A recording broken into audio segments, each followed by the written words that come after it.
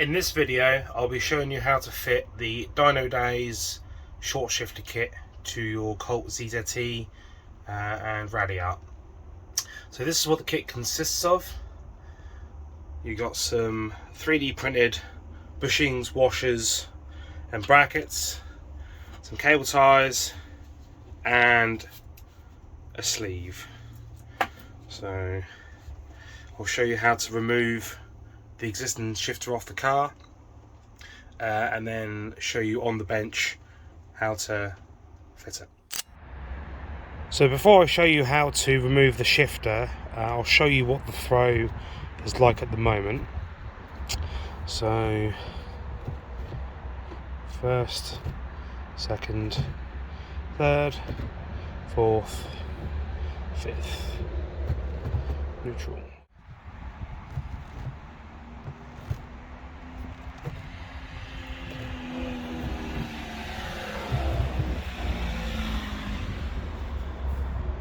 So what I'll do is I'll use a tape measure and I'll measure from the center of this piece of trim where the cigarette lighter is. I'll measure to the gear lever. I'll measure in first and second, and I'll do the same once the new one's fitted and hopefully see what the difference is. So to remove the shifter, going to have to start off by removing some pieces of trim inside the interior. You probably don't need to remove the gear knob, but I will, probably just to make it a little bit easier. So it's easier to put it into the fourth and to give it a good tug. I've already had this off, so I'll probably take a lot more force to initially remove it, but there we go. There's a little cover inside the cup holder at the back. I just need to pull that up with a flathead screwdriver, and there should be a T25.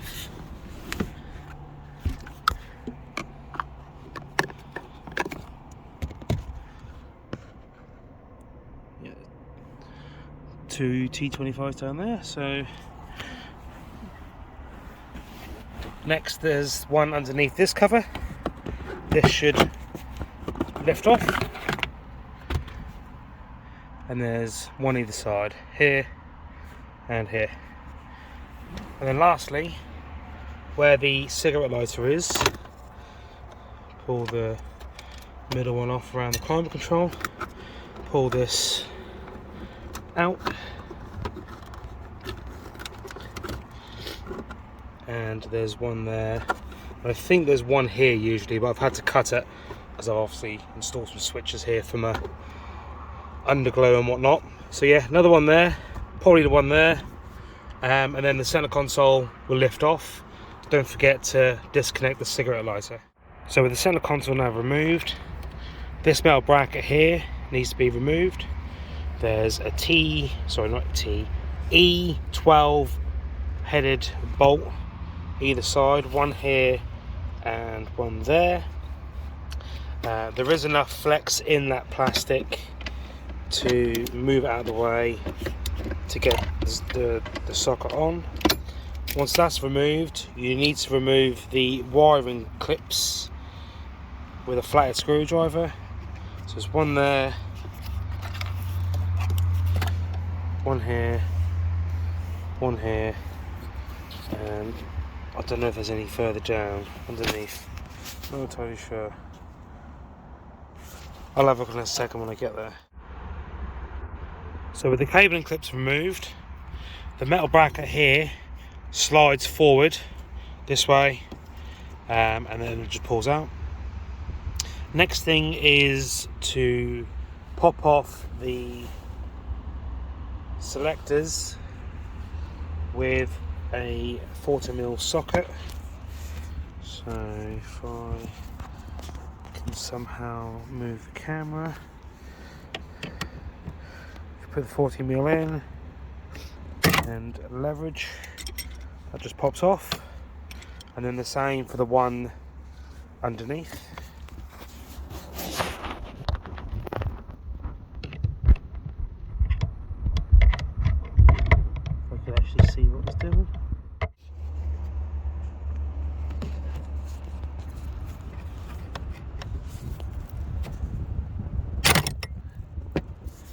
There we go. Next is to loosen the 4 E12 bolts that hold the shifter assembly in place, and to prise off the blue brackets holding the shifter cables on to the bracket.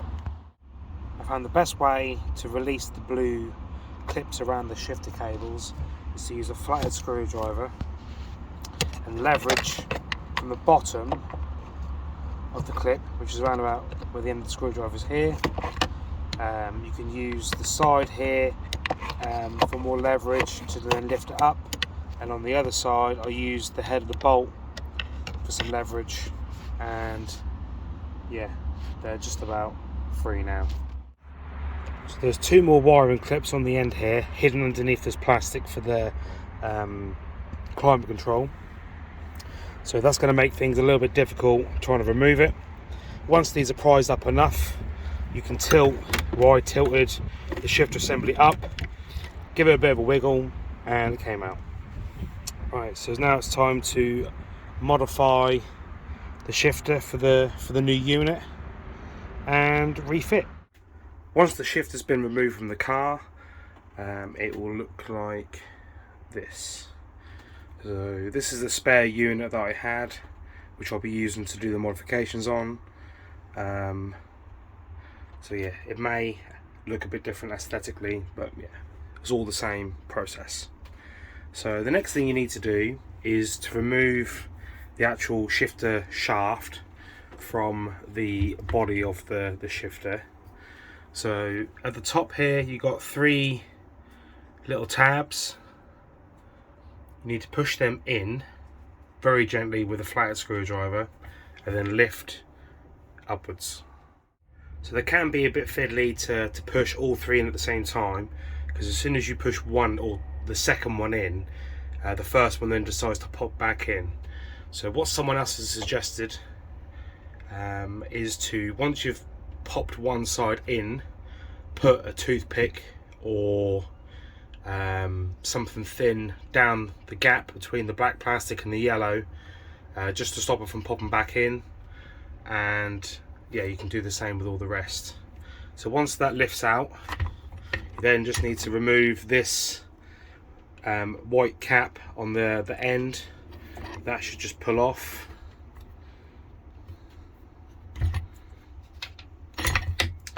And then that's now free. The next part is to measure 32mm from the very end down to the shaft. And where that line will be, you then need to cut exactly straight. So then this end bit is then obviously in 2 parts. Once you've sawn that off, you then use the sleeve, and that will then go in between. So I used a digital vernier to measure 32mm. I used a straight edge rule on the end, so I knew exactly where the end of the vernier was, and then marked 32mm there. So with the end of the shifter now cut off, it's now time to install this sleeve. So as you can probably just about see, it will only go on so far, so you really can't get this part wrong. So best off, if you can, if you have got a vise, put the shifter into a vise and use a soft mallet to help knock that on, and then that on the other end. So with that now tapped on, if the camera will focus, it's now time to drill 2 3mm holes where there's already holes in the sleeve. And then once the holes are drilled, there's then some pins that need to be tapped through. The pins pressed in, the shifter is now ready to be refed into the assembly.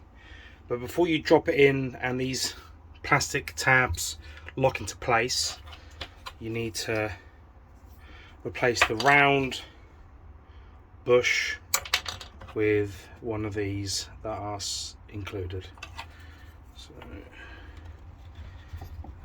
depending on the original bush, you may have to sand this new one, but you should be okay.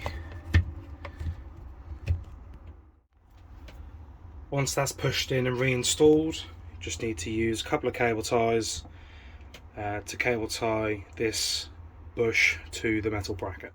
So the last part of the installation is to remove the original bushes and fit the replacements. So this top part of the, or top hat, or top part of the bush, it should just prise out.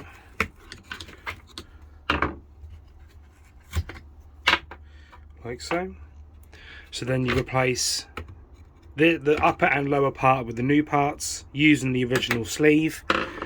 These are quite corroded, so I'll just give these a quick rub down with some wet and dry sandpaper and then reinstall. And there we have it. Finished article.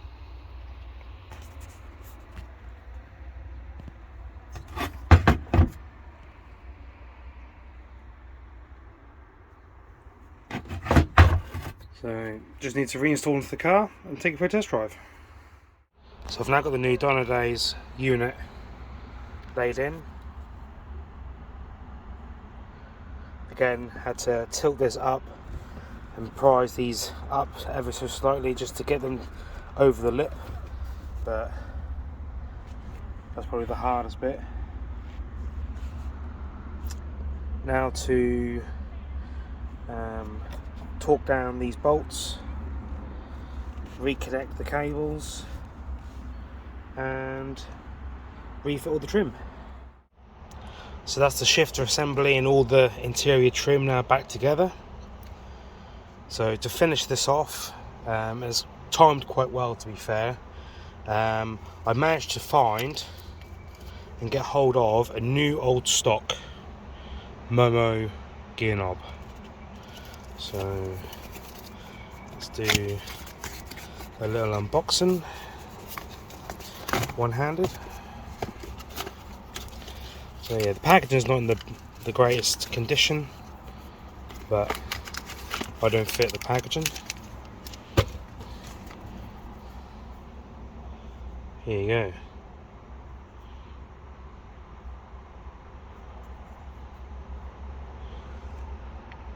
Some nice engraving in the bottom there.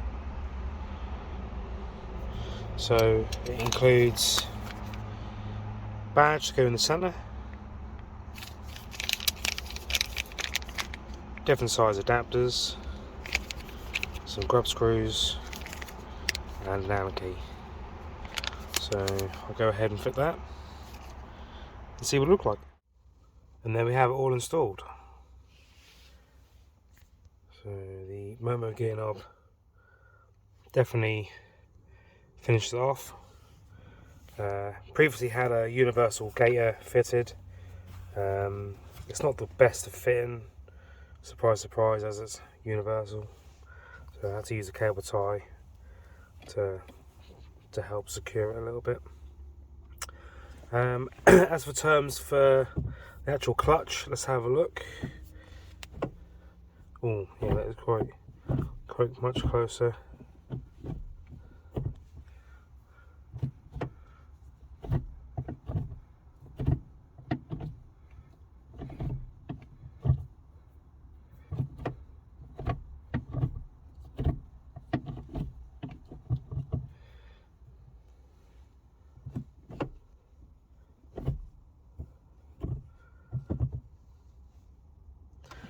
Right, unfortunately I don't have any means of filming the gear shifts while I'm driving, so I'll just have to take it around the block and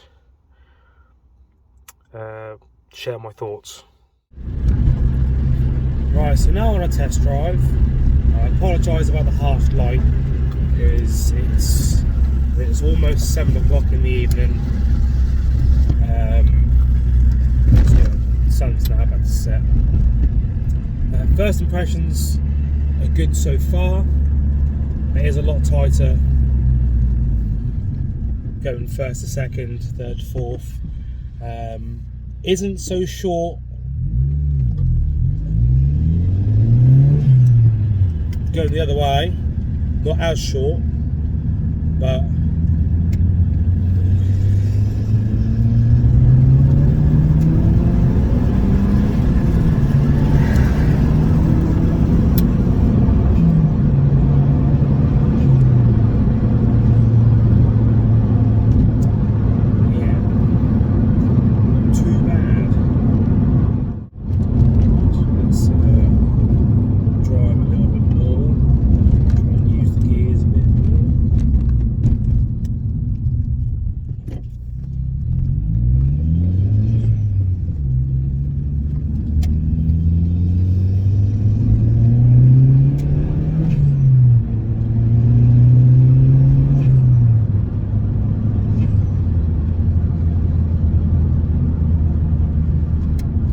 definitely an improvement, 100%. You can definitely tell there's a difference there. Yes, it's only single axis, but there is an improvement over stock. Yeah, very happy with that. Obviously, I don't have any experience with any other short shifter. I do know there are a couple more on the market.